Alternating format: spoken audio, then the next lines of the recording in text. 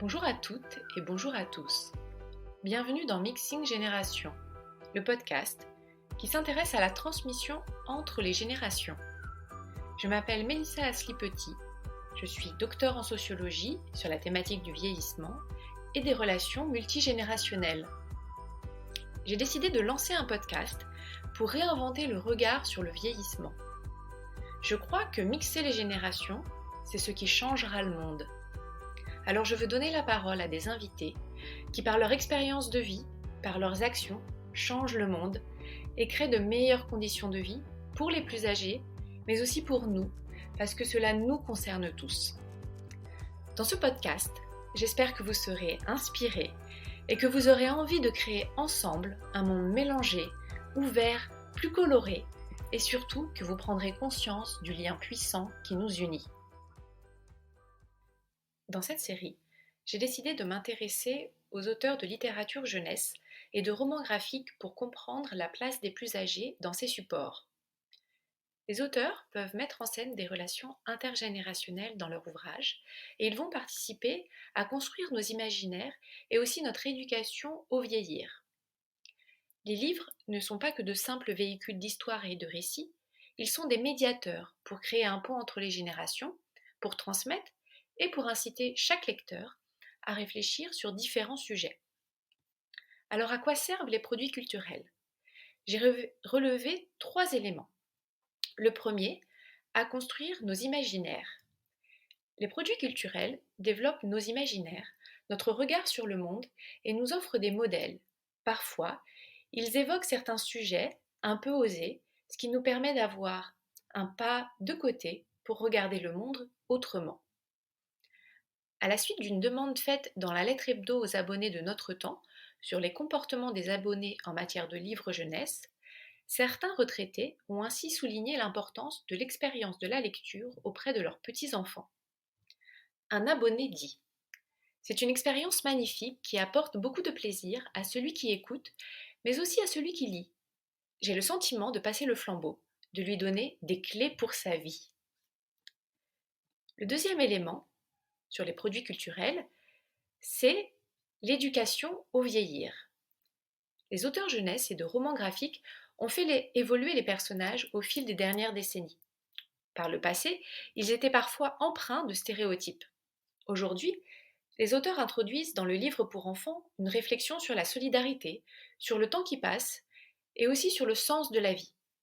D'une certaine manière, c'est un accès direct à la vieillesse, quand parfois l'enfant n'a pas toujours de figure âgée autour de lui. Geneviève Arfevauché a écrit un livre qui s'intitule « La vieillesse et la mort dans la littérature enfantine ». Elle définit cette éducation au vieillir et je vais lire sa définition qui me semble particulièrement intéressante. Qu'entendons-nous alors par éducation au vieillir ? C'est tout ce qui permet à l'individu de construire et remanier son identité en intégrant les pertes qui jalonnent la vie, en se tenant à distance des stéréotypes rencontrés à chaque âge, en développant tout au long de sa vie sa capacité d'être seul, et bien dans cette solitude avec lui-même. C'est aussi reconnaître la triple composante de la temporalité, passé, présent, futur, et accepter cette empreinte du temps. C'est au cours de la vie, et de manière différente à chaque fois, redonner sens à sa vie en se découvrant limité, puis mortel, ce qui donne une autre tonalité à la vie. C'est sortir de l'absolu cherché si fort à l'adolescence pour découvrir le relatif, et de ce fait, être moins dupe de ses engagements. C'est apprendre à négocier une distance à soi-même et à la société d'autant plus nécessaire que l'individu prend de l'âge en raison de l'image que toute société a de la vieillesse. Cette éducation au vieillir, elle s'ancre certes dans l'enfance, on espère qu'elle s'ancre dans l'enfance, mais ce que l'enfant découvre, construit, imagine, interprète, sera réélaboré dans les phases ultérieures de son évolution. D'une certaine manière, cette éducation au vieillir est un socle qui ensuite prendra des branches, grandira tout au long de notre vie. Le troisième élément sur les produits culturels, c'est le fait d'aborder des sujets de société. Ils permettent d'aborder des sujets en lien avec l'écologie, le deuil, la maladie d'Alzheimer, la transmission. Ils nous offrent une bouffée d'air, une autre compréhension de ce que l'on peut vivre. Et parfois, ils nous ouvrent de nouveaux horizons et des passages à l'action. La culture, c'est aussi un marché. C'est le marché du livre. Chaque année, un Français sur 4 achète au moins un livre jeunesse. En moyenne, l'acheteur achète pour 50 €, ce qui fait environ 6 livres par acheteur. En dehors des parents, il s'agit bien évidemment des grands-parents qui vont offrir des livres pour enfants. Il y a donc une attention à avoir, probablement, sur le profil des grands-parents. Au niveau du roman graphique, les lecteurs et les acheteurs, ce sont majoritairement des femmes, et des femmes de plus de 40 ans, qui sont également des consommatrices de livres. Pour finir, il me semble que nous avons tous une responsabilité d'achat. Une responsabilité d'achat dans les livres jeunesse et dans les albums graphiques que nous achetons. Parce que à partir du moment où nous faisons attention à nos achats, nous pourrons par la suite créer des images et des histoires qui seront plus justes et plus équilibrées dans ce qu'ils véhiculent, notamment sur les relations entre les générations et la figure des plus âgés. Alors dans cette série, j'ai interrogé 3 personnes.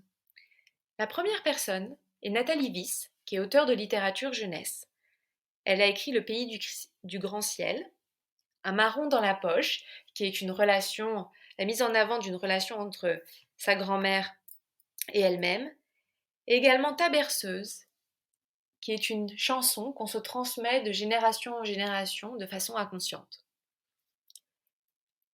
Les 2 autres personnes sont des sœurs, Pauline et Lucille Torregrossa, qui ont écrit un roman graphique qui s'appelle Vivace et qui met en scène 2 protagonistes, Marthe, la grand-mère, et une petite fille, Inaya. Et donc au fur et à mesure, elles vont vivre une année difficile, mais qui va marquer pour Inaya la sortie de l'enfance. Et Marthe sera là pour lui transmettre des récits de femmes qui lui donneront énergie et confiance en l'avenir. Merci pour votre écoute. N'hésitez pas à partager, à nous envoyer des questions, à envoyer vos commentaires, mais aussi des références d'albums ou de romans graphiques. À très bientôt.